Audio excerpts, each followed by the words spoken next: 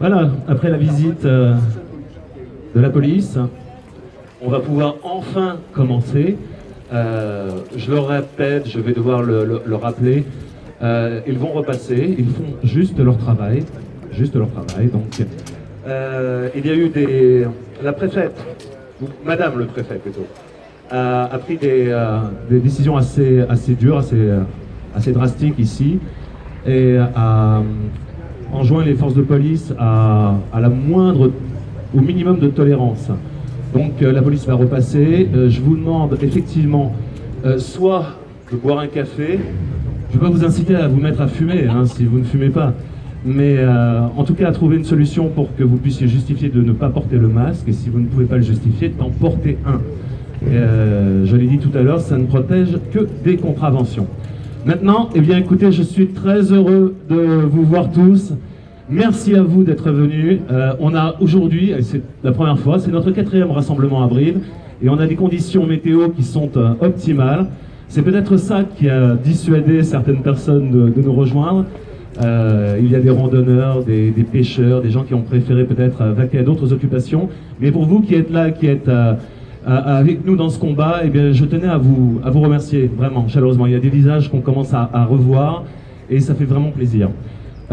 Avant de rentrer dans le vif du sujet, je voudrais quand même vous dire que, et ça je le répète à chaque fois, qu'on est dans une démarche d'ouverture vis-à-vis d'autres mouvements, d'autres organisations qui sont sur la même ligne que nous aujourd'hui. Nous sommes ici pour nous opposer à la crise sanitaire, ou du moins aux mesures qui sont prises dans le cadre de cette crise sanitaire, et on observe qu'il y a des mouvements hors clivage, enfin de tout l'horizon politique, qui nous rejoignent et qui sont sur la même ligne que nous. Alors on aura le plaisir d'avoir une intervention de Marie-Thérèse Roche, qui représente l'association Civitas, qui prendra la parole dans quelques minutes, de même que Yvan Emmerich nous fait le plaisir, qui est le référent des Patriotes sur la Haute-Vienne et qui nous fait le plaisir de sa présence. Alors c'est ce qui va se passer d'ailleurs dans les prochaines semaines, c'est que les adhérents de la Haute-Vienne vont venir sur les rassemblements en Corrèze et inversement. On ira également sur les rassemblements du Lot. Tout ceci est quand même pour nous une belle occasion de prendre l'air, de rencontrer des gens positifs et de partager une belle énergie les uns avec les autres. Voilà, en quelques mots, merci aux amoureux de la France, je crois que c'est un dénominateur commun, et bravo aux patriotes. C'est un acte de résistance, je vous l'avais déjà dit, et peut-être le premier signe d'un sursaut, d'un réveil.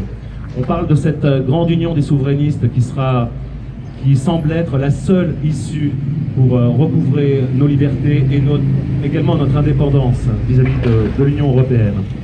Alors, parlons un peu des rassemblements partout en France. Eh bien, nous avons en ce moment même plus d'une quinzaine ou peut-être pas plus d'une quinzaine, mais une quinzaine de rassemblements organisés par les patriotes partout en France.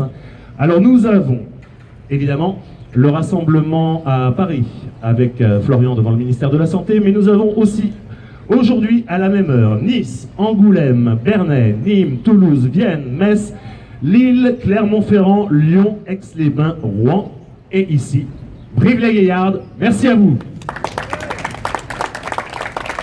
Ça bouge partout.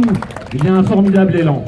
On le constate. Ça fait boule de neige. Depuis quelques temps, ces rassemblements connaissent un véritable succès qui confirme sur le terrain l'expansion des patriotes sous l'impulsion de Florian. Rappelons que la chaîne YouTube est passée de 16 000 abonnés. Je donne ce chiffre à dessein tous les 15 jours. 16 000 abonnés en janvier dernier, en mars dernier, à plus de 144 000 aujourd'hui. Et notre nombre d'adhérents a été multiplié par 7. Alors, ça s'appelle être en adéquation avec l'aspiration du peuple. Quand on connaît un tel engouement, on sent que nous avons du vent dans les voiles, que le positionnement est juste et que le navire avance. C'est très, très encourageant.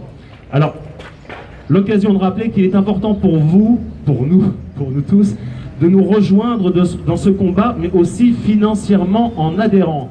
Parce que oui, nous manquons de moyens. les banques ne nous soutiennent pas et nous n'avons, vous le savez, aucune aide de l'État. Donc nos actions ne sont financées que par les adhésions. Donc je compte sur vous. C'est le gage de notre indépendance que d'adhérer, que de donner davantage de moyens à notre mouvement. Alors, je reviens sur le sens de ce rassemblement, enfin de ces rassemblements, et les suivants. Il est clair que nous entendons rassembler le plus largement possible sur notre ligne, bien sûr. Mais encore faut-il définir ce qu'est notre ligne. Alors c'est très simple. Nous sommes ici pour marquer une opposition nette à la politique anxiogène, voire délétère du gouvernement.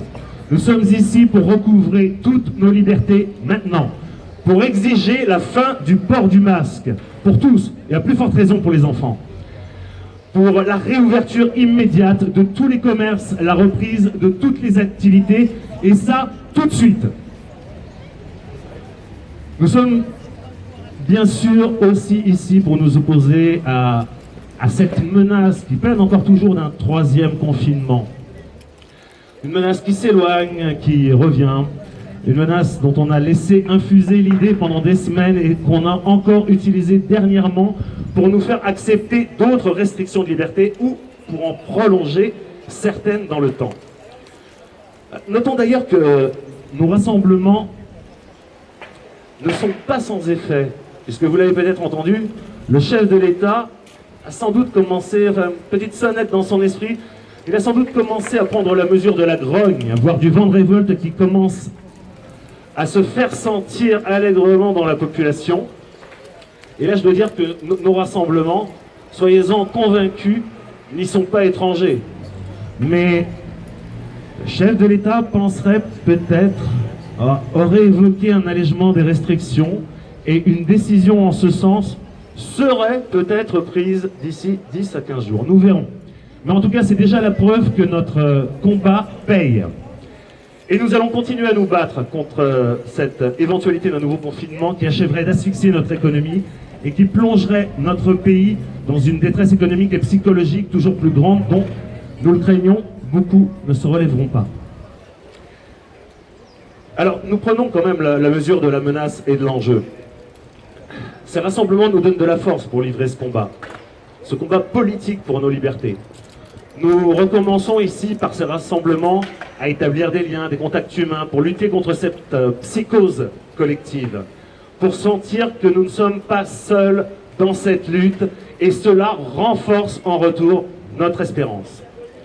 Je vous parle du sens de nos rassemblements pour mettre l'accent sur la nécessaire ouverture dont nous devons faire preuve vis-à-vis de celles et ceux qui partagent la même analyse que nous sur la gestion de cette crise sanitaire et sur ce glissement qui s'opère sournoisement vers une dictature sanitaire.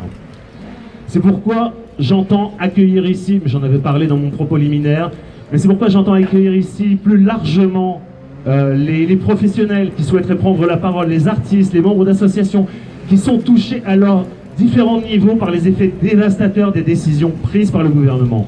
Alors faites passer le message autour de vous.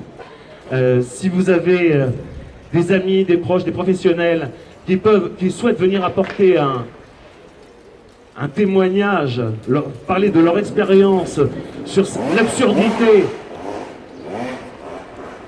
voire l'inutilité ou la dangerosité de certaines mesures prises par le chef de l'État et son conseil de défense sanitaire, et bien que ces personnes sachent qu'elles peuvent le faire ici, que la tribune leur sera ouverte.